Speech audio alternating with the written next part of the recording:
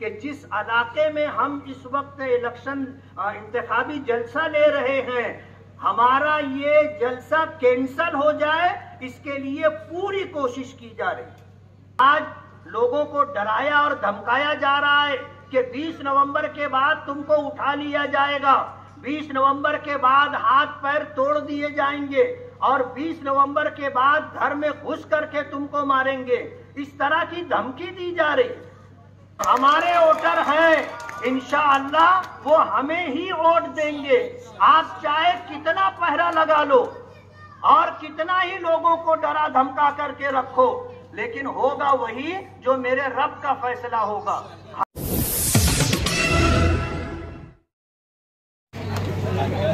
बिस्मिल्लाहिर्रहमानिर्रहीम।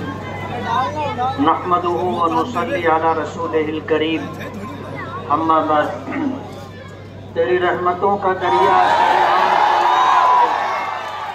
मुझे भीख मिल रही है, मेरा काम चल रहा है। तेरे नाम का वजीफा मेरी जिंदगी का हासिल, तेरे नाम की बदौलत मेरा काम चल रहा है। आज के इस इंतखाबी जलसे के सदर मोहतरम निहाल ट्रैक्टर वाला साहब, स्टेज पर तशरीफ फरमा, मुअज़्ज़ज़ीन शहर, कारपोरेटर हजरात, मेरे दोस्तों, बुजुर्गों और साथियों, और घरों में बैठकर हमारी बात सुनने वाली हमारी मुअज़्ज़ज़ माएँ और बहनें, आज हमारा ये जलसा हुडको कॉलोनी में हो रहा है। यही वो इलाका है कि 2019 में जब हम लोग वोट मांगने के लिए इस इलाके में आए थे, तो इसी टन से थोड़ा आगे बढ़े तो कुछ नौजवानों ने हमारा रास्ता रोका, दादागिरी की बात की, मरने मारने तक आमादा हो गए, लेकिन वो हमारा रास्ता खोटा करना चाहते थे, प्रचार से रोकना चाहते थे। हम प्रचार से रुके नहीं, हम अपना काम करते रहे। अल्लाह ने हमारी हिफाजत की। इस मर्तबा 2024 के इलेक्शन में हिंगलाज नगर में 20-25 नौजवानों ने मगरिब के बाद जब अंधेरा हो गया तो हमारा रास्ता रोका। बताने वालों ने हमें बताया कि उनके अज़ाइम और इरादे अच्छे नहीं थे। 20-25 नौजवानों का और उनके साथ हमारी कुछ माँओं और बहनों को भी उकसाया गया था कि अंधेरे का फायदा उठा करके हमारे साथ ज्यादती की जाएगी। लेकिन कहते हैं ना, जिसे अल्लाह रखे उसे कौन चखे। हम जरा भी नहीं डरे, किसी किस्म का खौफ ना खाते हुए अपना काम करते रहे। हम पर हाथ डाला गया। हमारे साथ जो नौजवान थे उन्होंने हाथ झटक करके हमारे पीछे आकर के खड़े हो करके उन्होंने हमारा साथ दिया, बचाया। बचाने वाली जात अल्लाह की है, अल्लाह ने सबब और जरिया बनाया। 2009 के इलेक्शन में आयशा नगर में भी हमारा रास्ता रोका गया था और उसके लिए हमारी माँ और बहनों को इस्तेमाल किया गया था, जो हाथों में चप्पल लेकर के चप्पल मारने का इरादा रखती थी। लेकिन अल्लाह ने उस वक्त भी हिफाजत फरमाई। इलेक्शन आता है, आप इलेक्शन लड़िए, मगर यह तरीका इलेक्शन लड़ने का नहीं है। आप कहते हो कि मुझे नया पूरा, इस्लामपुरा और जिस इलाके में अंसारी बिरादरी के लोग रहते हैं, मुझे घुसने नहीं दिया जा रहा है और सारा इलाका पैक कर लिया गया है। पूरा शहर अपने सर की आंखों से देख रहा है कि आप कहां कहां, खयाबान निशात चौक है और इसी तरह इस्लामपुरा है, हर जगह तो आप जा रहे हैं और जलसा ले रहे हैं। आज चुना भट्टी पर उनका जलसा है।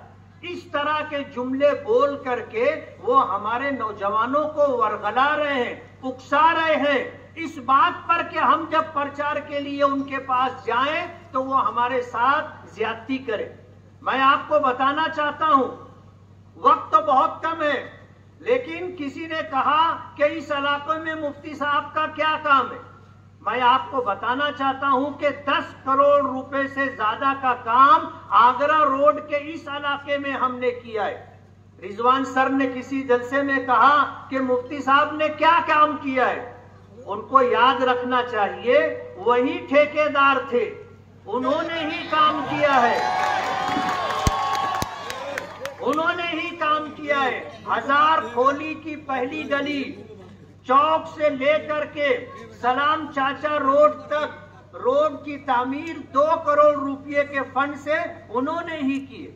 कम से कम थोड़ा तो आदमी में हया होनी चाहिए, थोड़ी सी तो शर्म होनी चाहिए कि ऐसी बात कहें जो बिल्कुल झूठ हो। आज मुल्क के हालात कैसे हैं? मुल्क के हालात इंतहाई संगीन है। आज जो हुकूमत बरसरे इख्तिदार है वो मुसलमानों को इस मुल्क से बेदखल करना चाहती है। एनआरसी के नाम पर, सीएए के नाम पर आज की मौजूदा हुकूमत ये चाहती है कि इस मुल्क में मुसलमानों को बंधुआ मजदूर बना करके रखा जाए, इनको डिटेंशन कैंपों में रखा जाए, इनसे वोट देने का हक छीन लिया जाए और इनको अपने घर के अंदर एक गुलाम और एक बंधुआ मजदूर की तरह रहने पर मजबूर कर दिया जाए। आप बीजेपी की हम नवाई कर रहे हो। पूरी रियासत में बीजेपी ने, अजीत दादा पवार ने, शिंदे ने अपने उम्मीदवार खड़े किए। मालेगांव में उन्होंने क्यों उम्मीदवारी किसी को नहीं दी? दर पर्दा उम्मीदवारी आसिफ शेख को दी गई। मैंने पीछे ये बात बताई कि इन्होंने निफाड़ में बैठ करके एग्रीमेंट और मुआहदा किया और हम आजाद लड़ेंगे और चुन करके आएंगे तो आपके साथ बैठेंगे, ये मुआहदा हुआ। Indian secular lodgers assembly Maharashtra, जिसका शॉर्ट फॉर्म इस्लाम है। अभी आपने इतना लंबा नाम तो वो भी नहीं ले पाते। जबरदस्ती ऐसा नाम बनाया गया कि उसका शॉर्ट फॉर्म इस्लाम बने।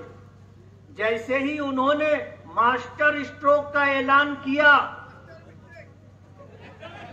मास्टर मिस्टेक का ऐलान किया, रात 1.5 घंटे के बाद ही शहर के एक मारूफ मुफ्ती साहब ने इसके नाजायज और हराम होने का फतवा दे दिया। कहने वालों ने कहा कि पैदाइशी कांग्रेसी इस्लाम में दाखिल हुए, 24 घंटा भी नहीं रहे उन्होंने इस्लाम को छोड़ दिया और ऐलान कर दिया कि भाई इस्लाम नाम का झंडा और डंडा हमने जिन लोगों को दिया है वो डंडा और झंडा घर में ही रख ले, बाहर लेकर के ना निकले। इस्लाम से इतनी चिढ़ हो गई आपको, इस्लाम आपने छोड़ा तो छोड़ा, लोगों को भी कहा कि घर ही में इसको रखो, बाहर मत निकालो। आज अगर ये चुन करके आते हैं तो बीजेपी के साथ जाएंगे और बीजेपी के साथ जाने का मतलब ये है कि ये मुसलमानों के साथ गद्दारी कर रहे हैं। इनको वोट देना, बीजेपी को वोट देना है और इन्होंने वोट काटने के लिए जनता दल सेकुलर, जिनकी पहले थी आज समाजवादी पार्टी है, उनको सुपारी दी है। आप देख लो, वो पक्के पक्के इलाकों में जलसा ले रहे, वहीं घूम फिर करके प्रचार कर रहे हैं और यही काम उन्होंने 2014 में भी किया था, यही काम 2014 में किया था। मुस्तकीम डिग्निटी अलल ऐलान 50 लोग इस बात के गवाह हैं कि उसका ये कहना है कि मुझे इस मुल्ला को, इस मुल्लोआ को हराना है। ये जीतने वाले नहीं है और ये जीतने या इलेक्शन लड़ने के लिए नहीं खड़े हुए, ये सिर्फ वोट काटने के लिए खड़े हुए। इनको वोट देना, बीजेपी को वोट देना है, अपना वोट जाए और बर्बाद करना है। मालेगांव की आवाम इस बात को अच्छी तरह समझ चुकी है और आने वाला 20 नवंबर का इलेक्शन इंशाअल्लाह जब पेटी खुलेगी तो इनको इनकी जगह समझ में आ जाएगी। जब निहाल अहमद मरहूम जिंदा थे, अपने बेटे बुलंद इकबाल के लिए उन्होंने जब असेंबली में उम्मीदवारी करवाई, खुद लोगों के साथ कांधे पर हाथ रख करके घर घर जा करके वोट मांग रहे थे, तो उस वक्त इनको 7,000 वोट मिली थी। जब तो निहाल साहब जिंदा थे, मरहूम बुलंद इकबाल जिंदा थे। मरहूम बुलंद इकबाल से हमारा 10 साल का मुआहदा था कि ये 2 इलेक्शन मैं लड़ूंगा, इसके बाद मरहूम बुलंद इकबाल इलेक्शन लड़ेंगे। वो एग्रीमेंट की कॉपी हमारे पास है और अब अल्लाह का फैसला है। उसके अंदर सियासी सूझबूझ थी, नफा नुकसान वो शख्स समझता था। उसके जाने के बाद उसकी सीट पर कारपोरेशन के इलेक्शन में, जिमनी इलेक्शन में हमने मुस्तकीम डिग्निटी का साथ दिया। घर घर जाकर के वोट मांगकर उसको चुनवा करके लाए। चुन करके आने के बाद कहते हैं ना कि बच्चा बड़ा होता है तो पर निकल आते हैं, पर निकल आए और उनको ऐसा लगने लगा कि हम बहुत ऊंची उड़ान करने वाले। ये 5 साल और सब्र कर लेते। शफीक राना कहते हैं कि अगर वो मेरा कुर्ता पीछे से पकड़ करके चलते रहते तो शायद अगला 5 साल का इलेक्शन लड़ने का मौका शान हिंद को मिल जाता। मैंने जिस वक्त फतेह मैदान के स्टेज से ऐलान किया था बुलंद इकबाल की उम्मीदवारी का, तो हमारे साथ यूसुफ इलियास साहब बैठे हुए हैं। इनको नागवार गुजरा था, लेकिन हमें पता नहीं था या इनको पता नहीं था कि हमारा उनका एक एग्रीमेंट है। आज इस मौके पर मैं बहुत सफाई के साथ कहना चाहता हूं कि जिस इलाके में हम इस वक्त इलेक्शन इंतखाबी जलसा ले रहे हैं, हमारा ये जलसा कैंसल हो जाए, इसके लिए पूरी कोशिश की जा रही। परमिशन रद्द हो जाए। स्टेज लगाने के लिए जब लोग आए तो स्टेज लगाने से पुलिस डिपार्टमेंट के लोगों ने रोका। मैंने फोन पर बात की कि हमने जुमा के दिन से एप्लीकेशन दिया है, आपसे परमिशन मांगा है, आपको अगर परमिशन नहीं देना था तो जब ही ना कह देते। पूरे शहर में हमने ऐलान करवा दिया, पूरे शहर के लोग यहाँ जलसे में शिरकत के लिए आए हैं और आज आप आखिर वक्त में कहते हैं कि जलसे का परमिशन रद्द। साहब आप क्या कर रहे हैं समझ लें। तो कहने लगे कि यहाँ बाजू वाली गली में माजी आमदार साहब का घर है। मैंने कहा हम मरहूम शेख रशीद साहब का एहतराम करते हैं, उनकी जिंदगी में भी हमने यहाँ पर जलसा लिया था। उनकी उस वक्त भी जलसा लिया था जब शेख आसिफ साहब आमदार थे। हमारे जरिए से कोई लॉ एंड ऑर्डर का मसला पैदा नहीं होता। हम तो अपनी बात करते हैं, इस शहर के हक में जो बेहतर है वो बात करते हैं। हम लड़ाई झगड़े की बात नहीं करते। पुलिस डिपार्टमेंट सोच रही थी कि बहुत बड़ा तनाजा हो जाएगा, बहुत बड़ा झगड़ा हो जाएगा। अल्हम्दुलिल्लाह हम उनमें से नहीं है। हम जुल्म नहीं करते, लेकिन जुल्म को बर्दाश्त भी नहीं करते। इस इलाके में जो लोग रहते हैं वो किस माहौल में रह रहे हैं और किस डर और खौफ के साथ सहम करके रह रहे हैं, मेरी बात से इस मोहल्ले के रहने वाले इत्तेफाक करेंगे। आज लोगों को डराया और धमकाया जा रहा है कि 20 नवंबर के बाद तुमको उठा लिया जाएगा, 20 नवंबर के बाद हाथ पैर तोड़ दिए जाएंगे और 20 नवंबर के बाद घर में घुस करके तुमको मारेंगे। इस तरह की धमकी दी जा रही। हम धमकियों से डरने वाले नहीं है। और ये मालेगांव की आवाम, आप समझ लीजिए कि इस इलाके में जो हमारे वोटर हैं वो हमें ही वोट देंगे। इसलिए कि जिस वक्त वोट देने के लिए जाएंगे तो उनको पता होगा कि किसको वोट दिया है और अल्लाह रब्बुल आलमीन देख रहा होगा। आज जिनको आपने घेर रखा है और बंधुआ मजदूर बना लिया है और आज घर घर जाकर 200 रुपया बांटा जा रहा है, आप ऐसा समझते हैं कि जिन्होंने पैसा ले लिया वो आप ही को वोट देंगे। एक बुजुर्ग के पास एक इलेक्शन लड़ने वाला उम्मीदवार गया और जा करके कहने लगा कि बाबा ये 1000 रुपया ले लो, मुझे वोट दे दो। तो उसने कहा कि मैं मेहनत मजदूरी करने वाला आदमी हूँ, आप मुझे 1000 रुपया मत दो, आप मुझे एक गधा दे दो। तो वो शख्स बाजार में गया, बहुत तलाश किया, तो कम से कम जो कीमत थी गधे की वो 40,000 की, बछड़े की कीमत 25,000, गाय की कीमत 20,000। घूम फिर करके वो आदमी आया, आकर के कहने लगे कि बाबा वो गधा तो 40,000 का है, तो मैं आपको कैसे गधा दूं? बाबा कहने लगे कि बेटा तूने मेरी कीमत एक गधे से भी कम लगाई। एक गधे की कीमत 40,000 और तुझ मुझ जैसे बुजुर्ग आदमी को 1,000 रुपये में खरीदना चाहता है। थोड़ी सी तो गैरत तेरे अंदर होनी चाहिए। मैं आपको बताना चाहता हूं, 1000 बर्फ गिरे, 1000 आंधियां आए, जो फूल खिलने वाले हैं हर हाल में खिलेंगे। जो हमारे वोटर हैं इंशाअल्लाह वो हमें ही वोट देंगे। आप चाहे कितना पहरा लगा लो और कितना ही लोगों को डरा धमका करके रखो, लेकिन होगा वही जो मेरे रब का फैसला होगा। हम इलेक्शन लड़ रहे हैं और हालात साजगार हैं। दादागिरी, गुंडागर्दी चलने वाली नहीं है।